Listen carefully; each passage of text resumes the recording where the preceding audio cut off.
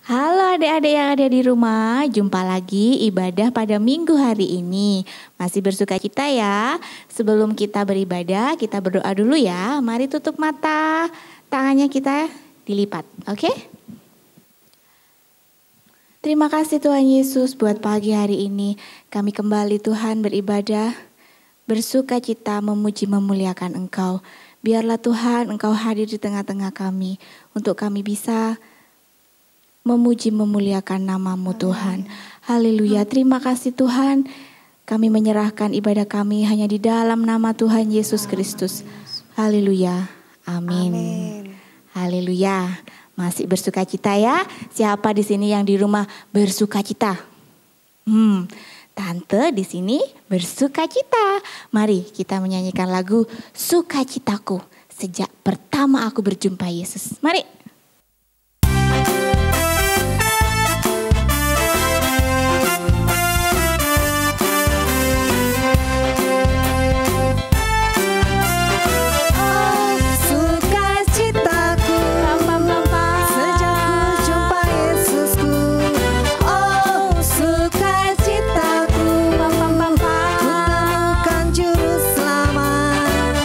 Dia mengasihi aku, bahkan mati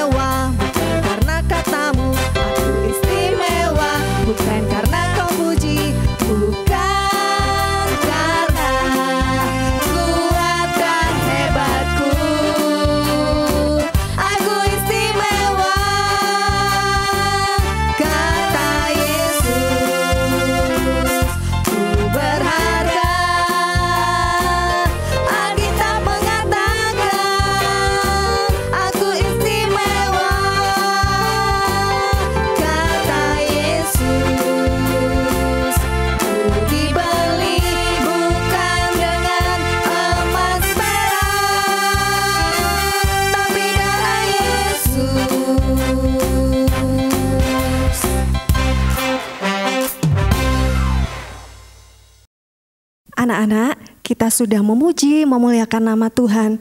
Dan tiba saatnya kita akan mendengarkan kebenaran firman Tuhan. Biarlah kita siapkan hati kita memuji, memuliakan nama Tuhan. Karena Bapa sudah setia kepada kita.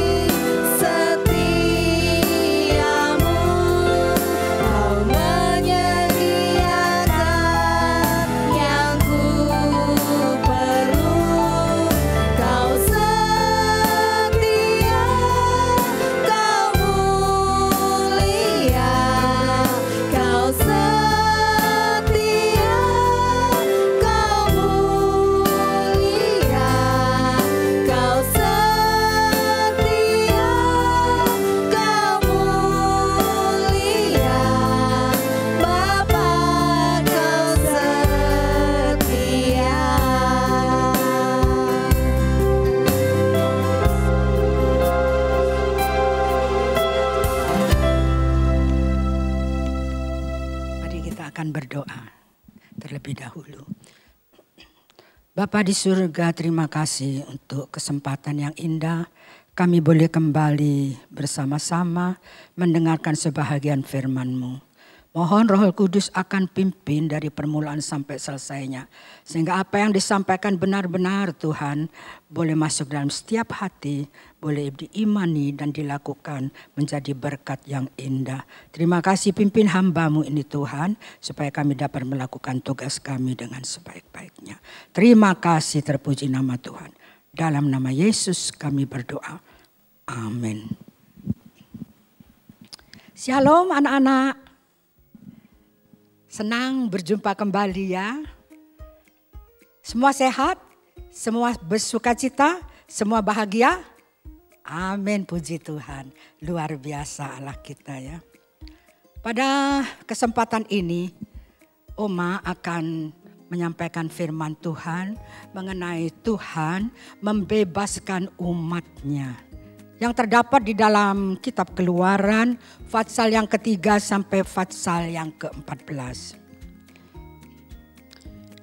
Setelah Yusuf dan orang-orang seangkatannya mati, maka memerintahlah Fir'aun yang baru yang tidak mengenal Yusuf. Dan dia menindas umat Israel, menjadikan mereka budak, menjadikan mereka orang-orang yang bekerja rodi, bekerja paksa untuk membuat batu-batu bata. Semakin hari semakin keras Fir'aun ini menindas umat Israel, sehingga umat Israel ini berseru-seru kepada Tuhan. Tuhan mendengar mereka dan Tuhan melihat kesengsaraan mereka. Maka Tuhan mengutus Musa dan Harun untuk menolong mereka.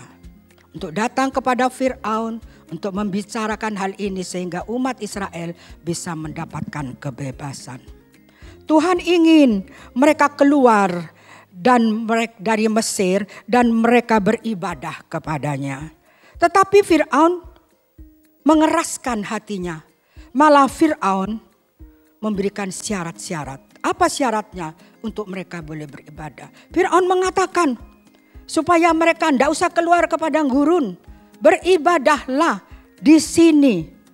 Musa mengatakan tidak bisa. Kalau kami beribadah di Mesir, kami akan dilontari batu oleh orang-orang Mesir. Kemudian Fir'aun mengatakan boleh beribadah padang gurun tetapi jangan jauh-jauh. Tidak bisa. Musa mengatakan kami ke sana dalam 3 hari perjalanan. Kemudian dikatakan pula laki-laki saja. Tidak bisa, kami sekeluarga harus pergi.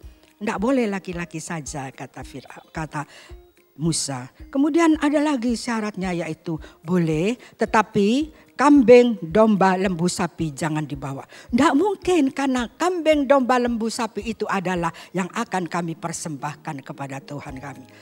Jadi mereka tidak mendapatkan titik temu dan Allah menjadi marah sehingga Allah mendatangkan tulah. Supaya Fir'aun bertobat dan memperbolehkan mengizinkan umatnya pergi untuk beribadah ke padang gurun.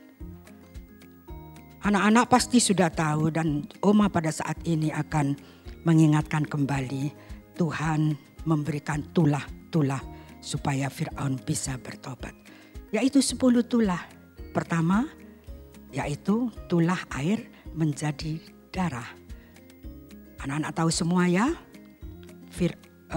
Musa mengedangkan tongkatnya ke sungai Nil. Kemudian airnya menjadi darah. Kemudian ikan-ikan semua mati, bau busuk menyengat di sekitar Mesir.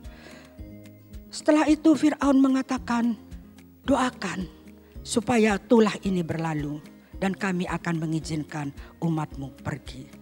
Setelah didoakan, setelah tulahnya berlalu, Fir'aun tetap mengeraskan hatinya.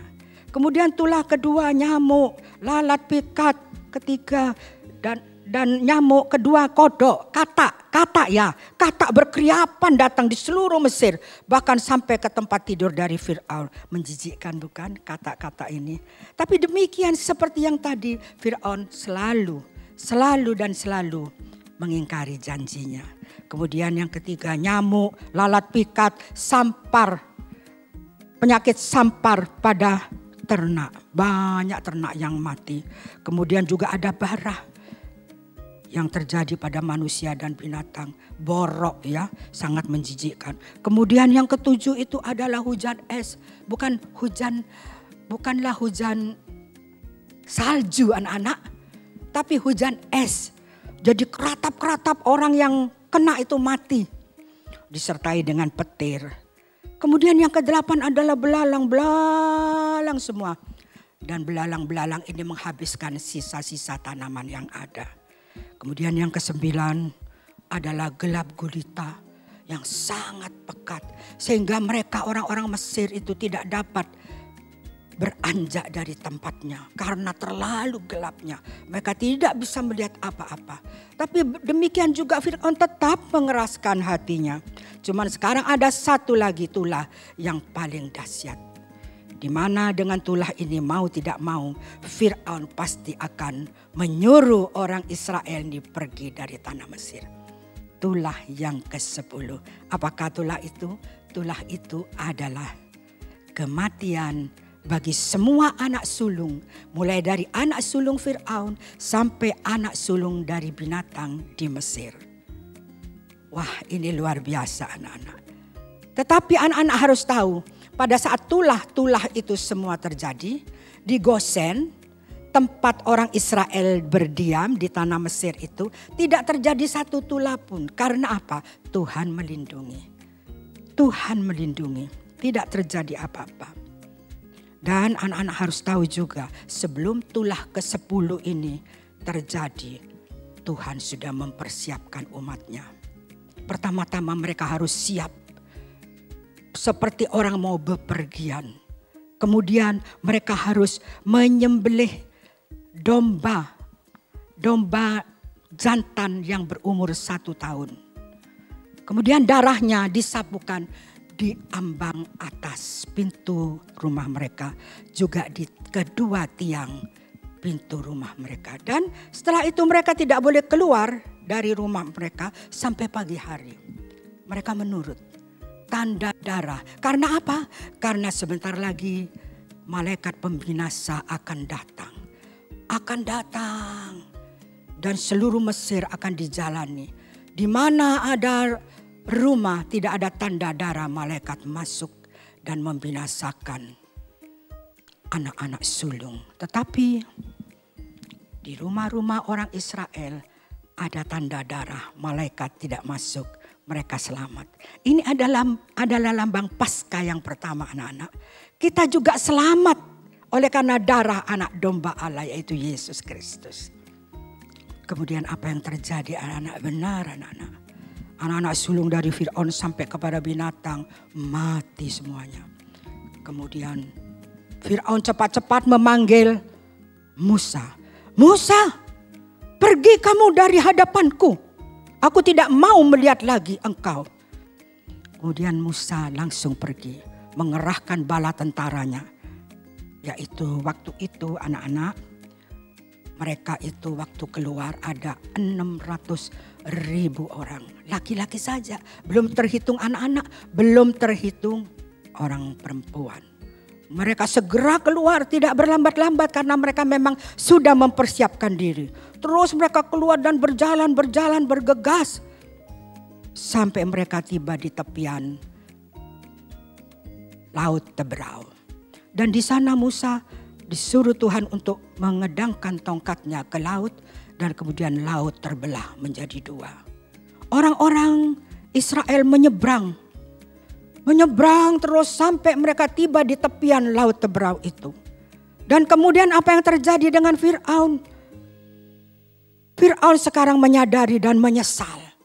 Mengapa aku membiarkan orang Israel pergi? Siapa yang akan bekerja rodi untukku? Siapa yang akan membuat batu bata? Ayo, kita akan kejar umat itu supaya dia kembali lagi.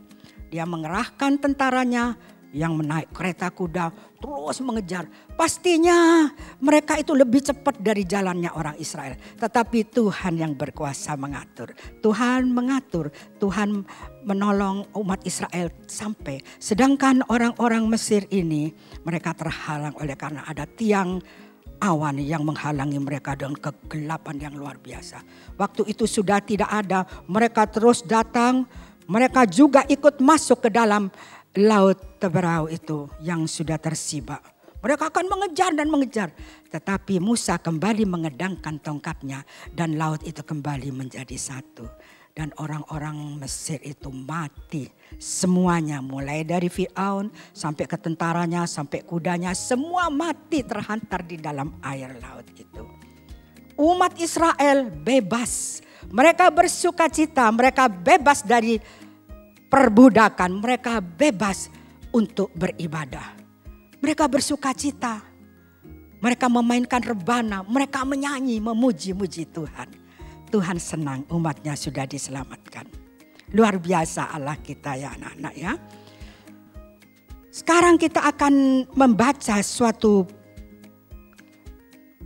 ayat di dalam ayat firman Tuhan Keluaran pasalnya yang ke-23 ayatnya yang ke-25. Uma akan membaca, anak-anak nanti baca juga di rumah ya. Tetapi kamu harus beribadah kepada Tuhan Allahmu, maka Ia akan memberkati roti makananmu dan air minumanmu.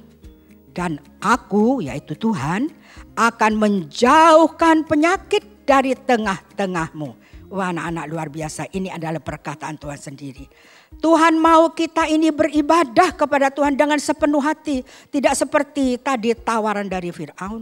Tidak boleh jauh-jauh, harus yang jauh, harus sungguh-sungguh. Harus kita sungguh-sungguh kalau beribadah. Jaga langkahku kalau aku mau pergi ke rumah Tuhan dan sebagainya. Kita harus sungguh-sungguh memuji Tuhan, bukan main-main. Jika kita sungguh-sungguh memuji Tuhan, beribadah, maka Allah kita akan memberkati makanan kita. Akan memberkati minuman kita. Dan juga akan menjauhkan penyakit dari tengah-tengah kita. Luar biasa Allah kita, bukan? Saat sekarang ini mungkin banyak yang takut akan penyakit-penyakit di sekitar kita. Entah penyakit apa, virus-virus dan sebagainya. Juga COVID-19 yang makin hari makin banyak yang terkena. Tapi anak-anak firman Tuhan ini harus anak-anak percaya, imani, pegang. Aku akan beribadah sungguh-sungguh kepada Tuhan. Dan Tuhan memberkati roti makananku, air minumanku, dan segala penyakit itu akan dilalukan dari tengah-tengahku. Dari tengah-tengah keluargaku. Anak-anak kalau percaya, anak-anak bisa mengalami. Anak-anak tidak akan terkena penyakit. Asal anak-anak mengikuti aturan-aturan yang baik. Tidak boleh mencobai Tuhan ya.